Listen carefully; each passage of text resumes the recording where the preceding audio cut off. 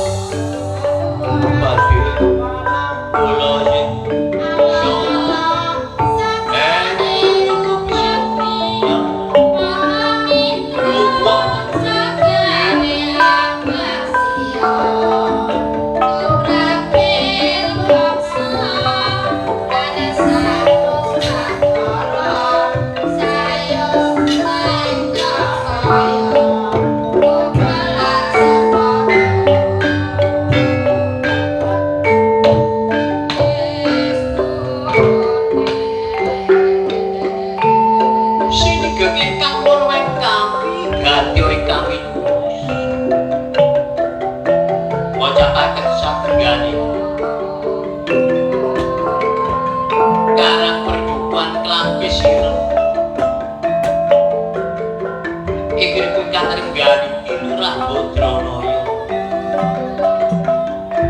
ya Kilura Semar ya Bujagati ya bocah munang-munung ya Sanjang Ismaya Yudhikala Semantun piyambake nalika semanten sipis samonten alang-alang anggadhahi asma Sanjang Ismaya. Sanjang Ismaya anggadhahi segala uga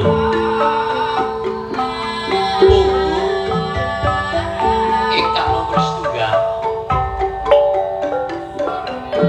Sanjang Punggu nomor kalih Sanjang Suku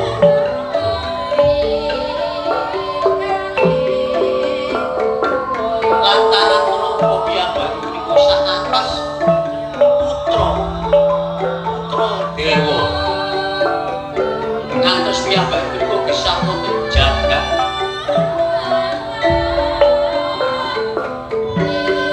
dados kawula cilik lantaran saking piyambake menika dereng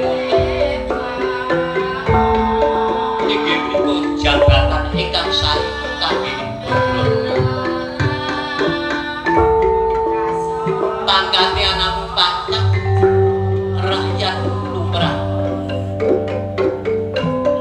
pramila piyambake menika den andhapaken dhateng Ayu Wercapada kalih Sanjang Tunggal lantaran menapa piyambake Kilura Badranaya saking boten terah menawi piyambake menika gesang wonten ing kayangan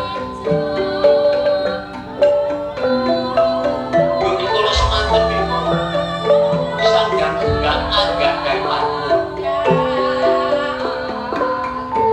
sinten Tratiga menika sing saged ngrapati gunung kang menika kaportan badhe bijak dados ratu dewa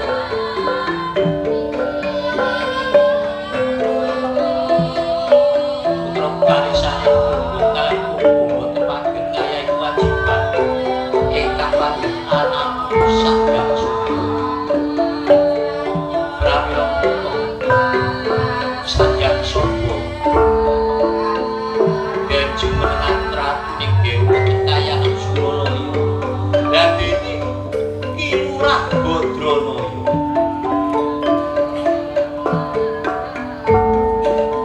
piyambake kandhapaken dhateng Ayu Wercapada piyambake ingkang tanpa rewah boten mangertos kidul kuduler wetan kula boten mangertos lantaran piyambake menika wonten ing jerone apa gegregetan pramila jerone ana gegregetan Kilura Badranaya ngantos nentesaken muncana leluhur dhateng arsaning Gusti Baidya kula menika kepalingan kanca supados wonten kancane utawi piyambake gesang wonten ing jagat kawela lajeng ing riku Sanjang Tunggal ngrawataken kawelasane ayang-ayanganing Kilura Badranaya den sabda dados mangun diwangsa ing riku piyambake dados remani Kilura Badranaya gesang wonten jagat lajeng mangun diwangsa kapuran kelawan piyambake boten gadah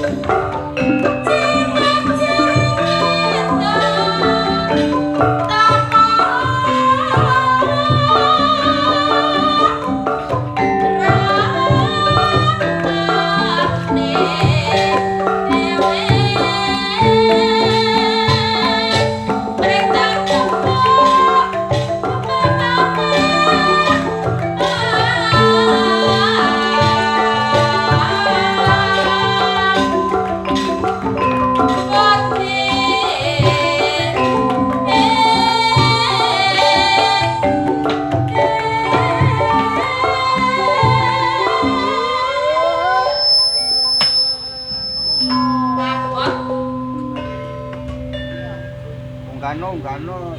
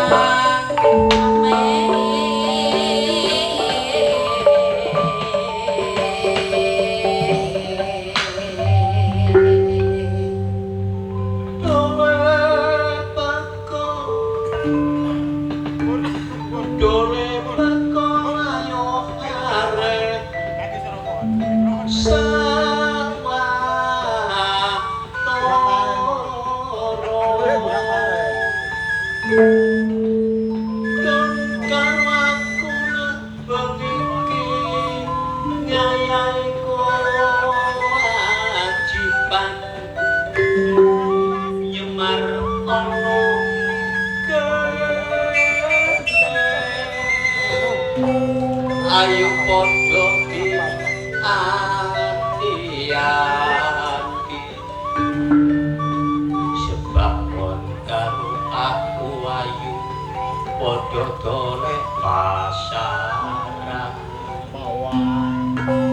wite klopo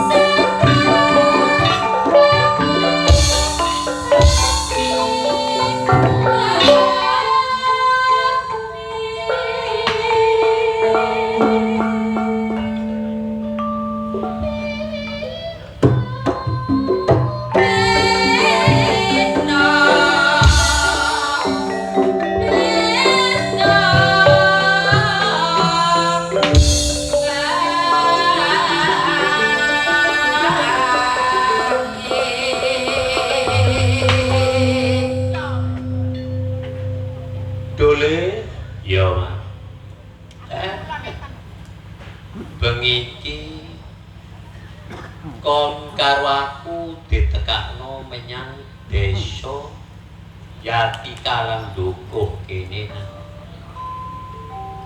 Woi iki desa Yati Kalang Dukuh ya Mas. Iya.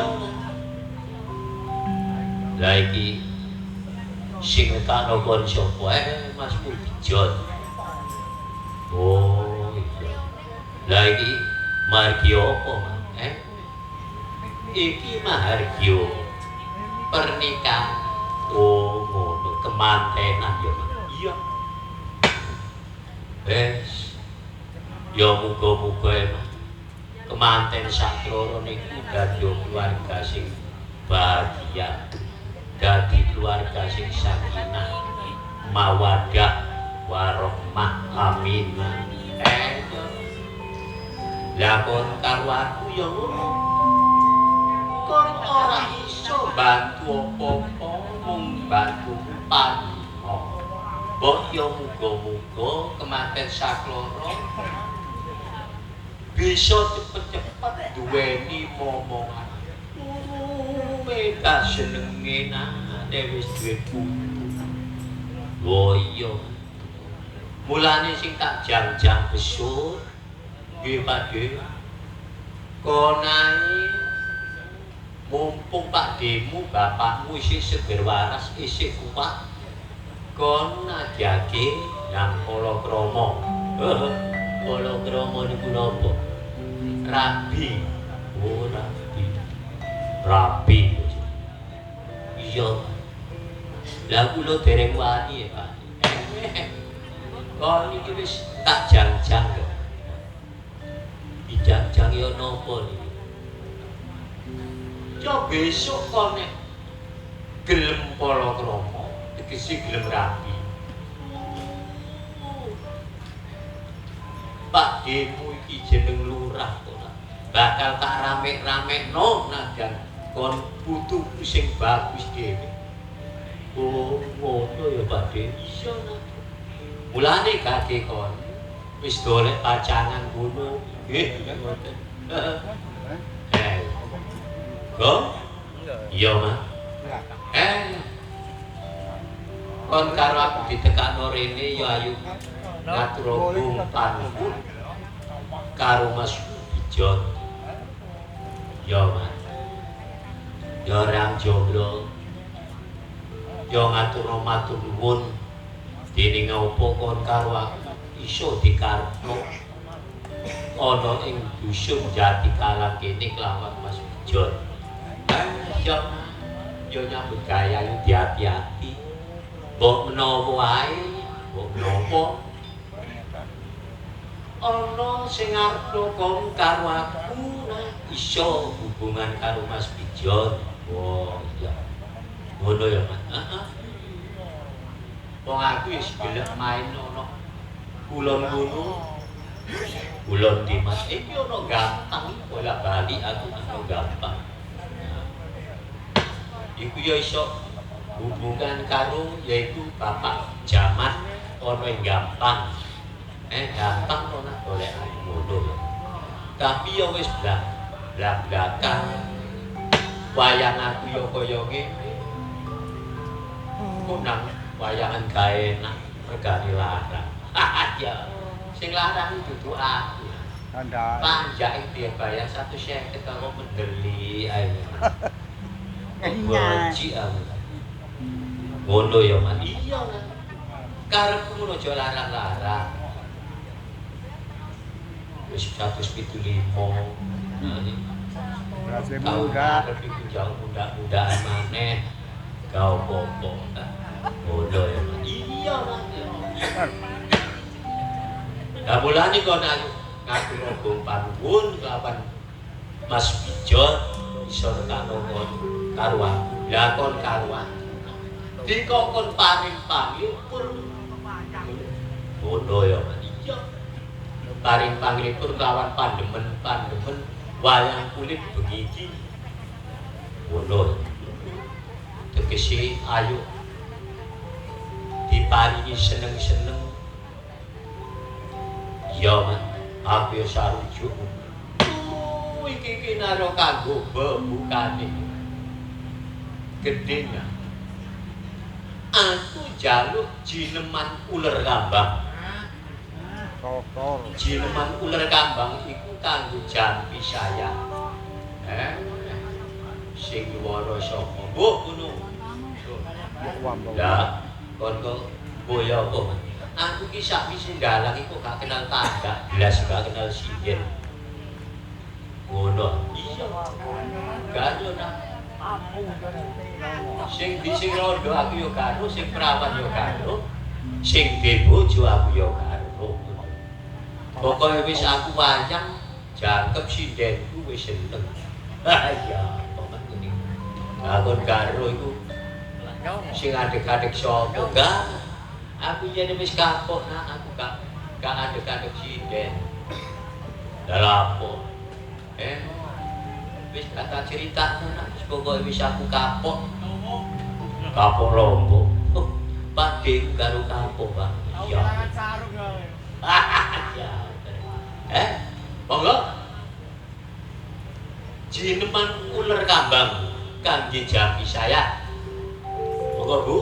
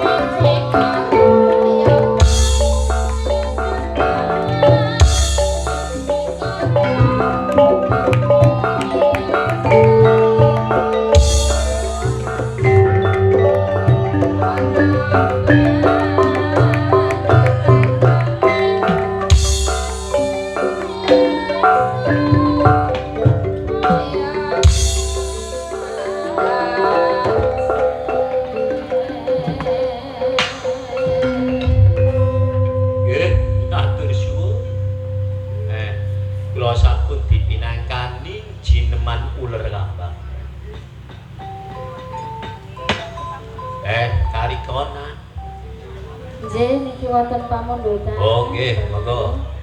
Sriuning Sriuning. mandhap kangene ati. Oh nggih. Saking Bapak Baktiar. Oh Baktiar nggih, nggih. Nggih. Nggih, monggo. Sing streaming niku ah. Nggih, monggo.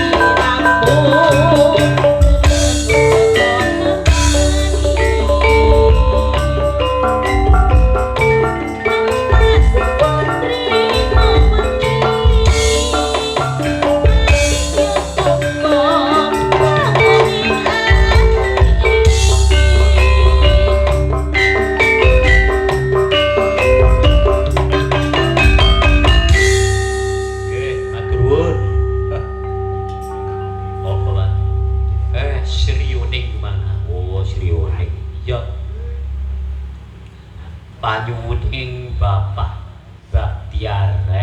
Ya. Mene iso nyetel YouTube nah. Ngono ya. Ya. Nggih, matur nuwun. Apa isih ana? Sing nyuwun.